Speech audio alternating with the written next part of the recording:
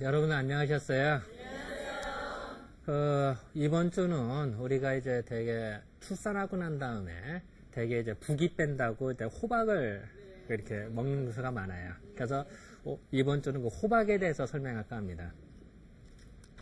이 호박 하면은 참 사실 참 쓸모도 많고 참 많이 좋은데 우리가 흔히 뭐 호박꽃도 꽃이냐.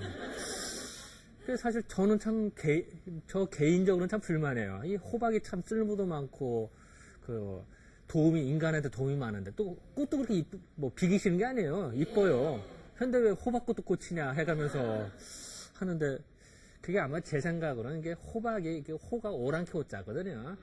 그러니까 이제 오랑캐 땅에서 왔다라고 해서 그 오랑캐 식품이니까 그걸 이제 그걸 천하게 여겨서 아마 호박꽃도 꽃이냐라는 식으로 비하되지 않았을까. 이제 저는 그렇게 생각을 해요. 근데 어쨌든 우리가 흔히 호박꽃도 꽃이냐 하는 거는 저는 참 불만이 많아요. 저 개인적으로는. 그리고 또 우리가 흔히 뭐 뒤에서 호박씨 까먹냐 뭐 이런 얘기도 하고. 호박은 현재 이제 원산지가 저기 중남미 지역으로 알려져 있어요. 그러니까 예전에 지금 이제 미국 대륙, 남미나 북미 지역, 미대륙 지역에서는 호박을 이렇게 많이 이용도 하고 먹게 됐는데, 처음에 인간이 먹기 시작한 건 지금부터 약 한 9,000년 전.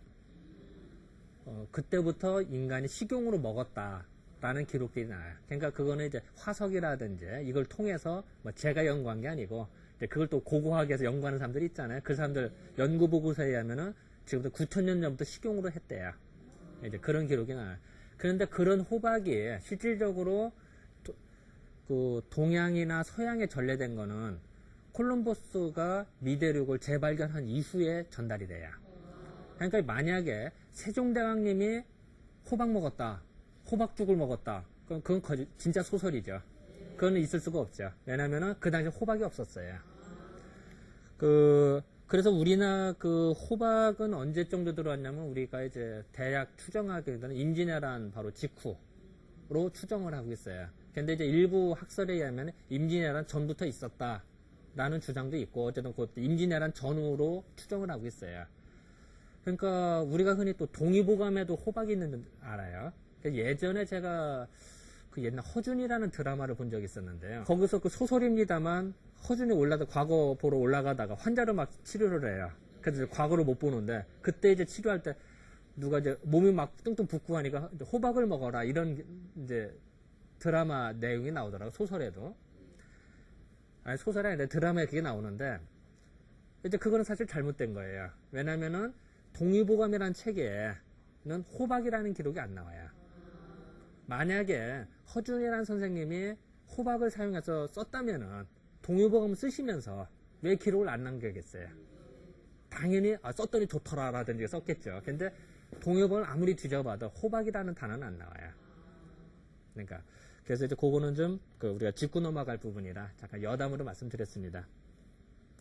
이 호박은 남쪽에서 왔거든요. 그러니까 호박이 전래되기로는 이제 호박이 중남미 지역에 있다가 이제 북미 지역에 하다 콜럼버스 발견이 유럽으로 전달이 되죠. 그것이 이제 무역선 타고 해서 이제 동남아 쪽으로 해서 이제 전달이 돼. 그러니까 중국에서 생각할 때는 남쪽 오랑캐에서 온 거라고 생각이 들었어요. 그래서 남쪽에서 온 과일인데 열매인데 이게 꼭 마치 오이나 수박같이 이렇게 큰 거더라. 그래서 수박을 남쪽에서 왔다 해서 남과라 그래. 남쪽에서 온 과 비슷한 거다 이런 뜻이겠죠. 또 요거를 중국에서 생각할 때는 이제 또 오키나와라든지 또 외놈 그러니까 일본에서 온 거다. 그래서 외놈 할 때 외자를 쓰잖아요. 외가다 이렇게도 써요. 그러니까 이걸 다 호박을 가르치고 있어요.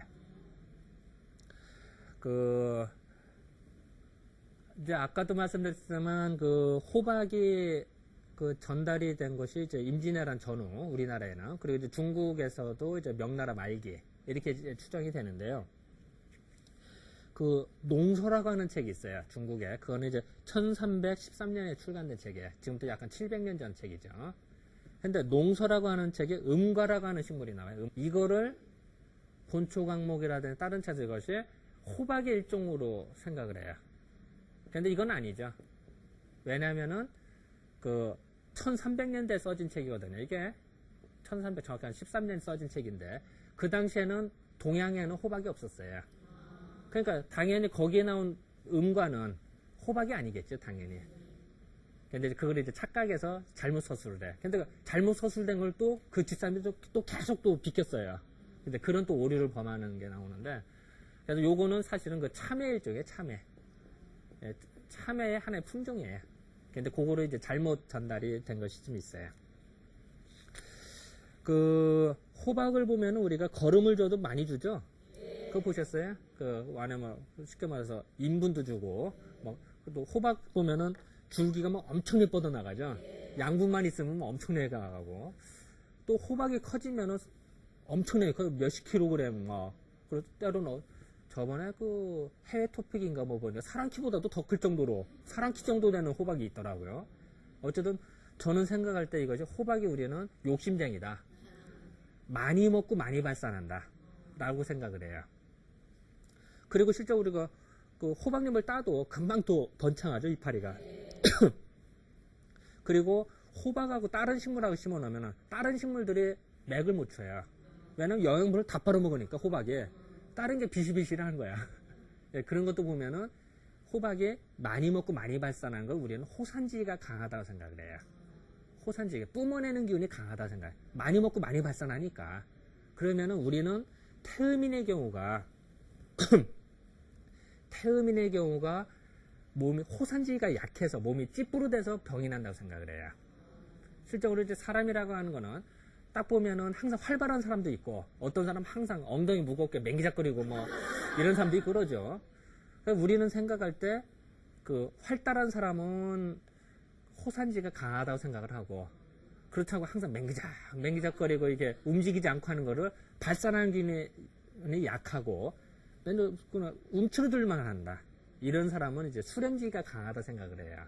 그러니까 그랬을 때 태음인의 경우는 우리가 생각할 때는 태음인은 발산지가 약하다고 생각을 해요. 그러면 거꾸로 발산지가 약하니까 이 욕심쟁이 식물들 많이 먹고 많이 발산하는 이런 식물을 먹으면 몸이 좋겠죠.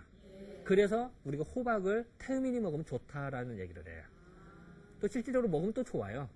이제 그 이유가 그래서 그것은 이제 그리고 또 그 호박잎을 보면요, 우리가 호박잎 떠서 이렇게 된장 하고 고추를 넣고 해서 거기다 딱 찍어 먹으면 맛있죠, 그죠?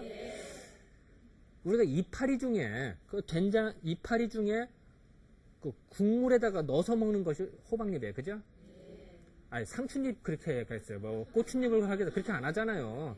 다른 거는 묻혀도 물이 이게 흡수가 안 되고 쭈르륵 빠져나가죠. 근데 호박잎은 딱 된장 끓여 넣으면 된장 국물을 딱 흡수를 해요. 그래서 먹을 때 호박잎의 자체 맛도 있고 또 된장국 그 국물의 맛도 있고 그래서 우리가 맛을 즐기잖아요, 그죠? 딱 저는 생각할 때 이것도 이파리도 욕심쟁이라 흡수를 한다는 거야. 많이 먹어. 그러니까 우리가 호박 보면은 이제 한낮에 햇빛 쨍쨍 질 때 보면은 이렇게 축 쳐져 있어요. 그랬다가 하룻밤에 딱 지나면 이슬만 맞아도 금방 쌩쌩해지죠.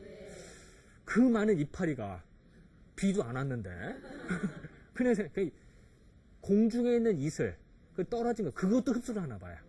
그래서 물론 이제 뿌리도 흡수를 하죠. 하지만 이파리도 흡수를 해서 금방 하는. 그것을 우리는 한의학적으로 볼 때는 많이 먹고 많이 발산하는, 흡수력이 좋고 발산을 한다 라고 생각을 하는 거예요. 그래서 이제 호박잎도 먹을 때도 이제 항상 이게 국물을 흡수해서 이걸 먹는구나 하고 이제 호박잎도 이제 생각하시면 될 것 같고, 그런 식으로.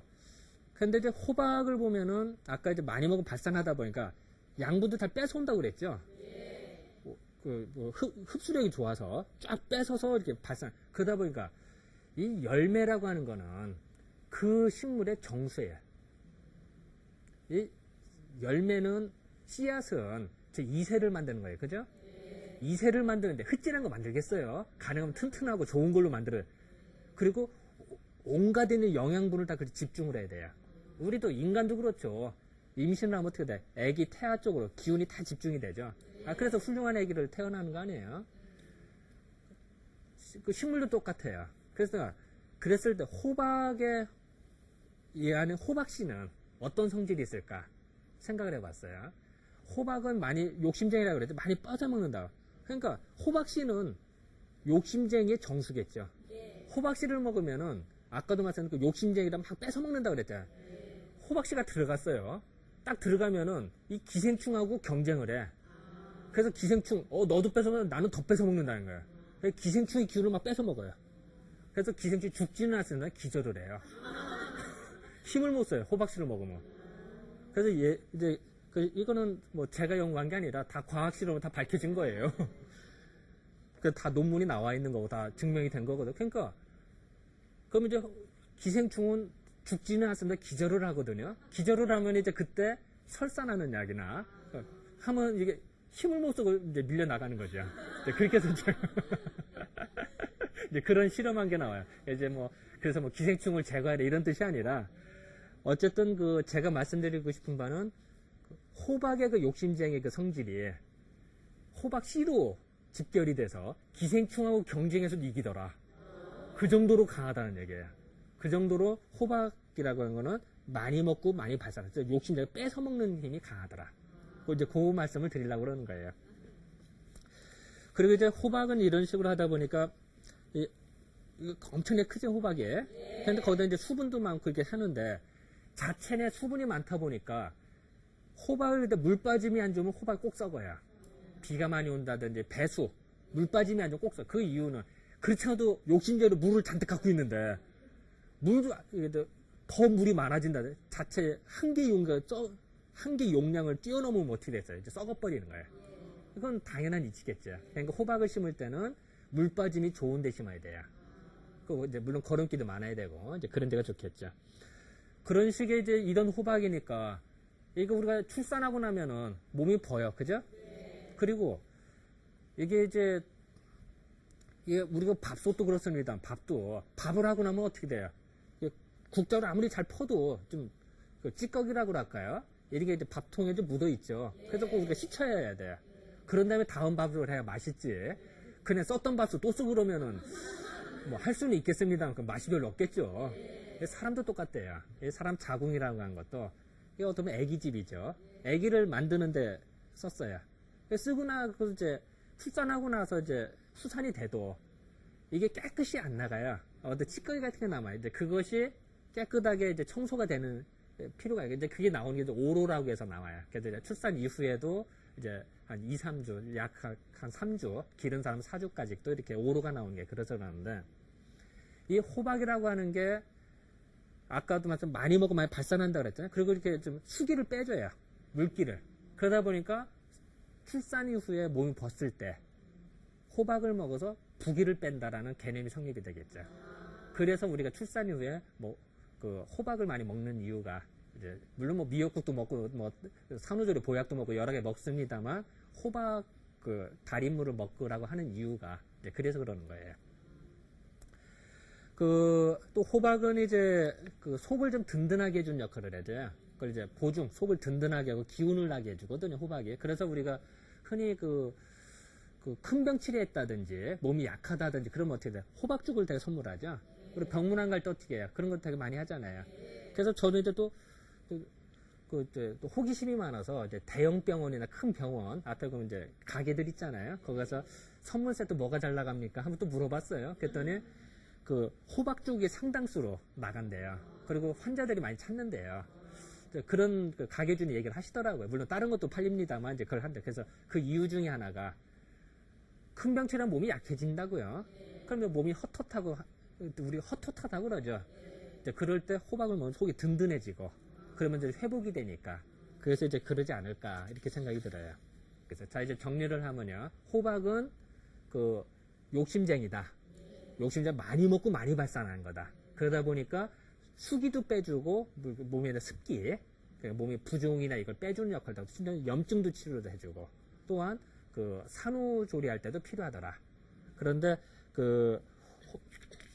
그런 호박들은 많이 발산하는 효과가 있다 보니까 우리가 먹을 때 사실 신김치하고 먹는 이유가 이제 그래서 그런 것도 있어요. 신김치는 약간 수레만이기 때문에 그래서 호박 먹을 때 신김치하고 먹으면 맛있는 게 그래서 그런 것도 있죠. 근데 뭐 얘기할 건 많은데 시간이 없네요. 이번 주 이걸로 마칠까요? 네, 감사합니다.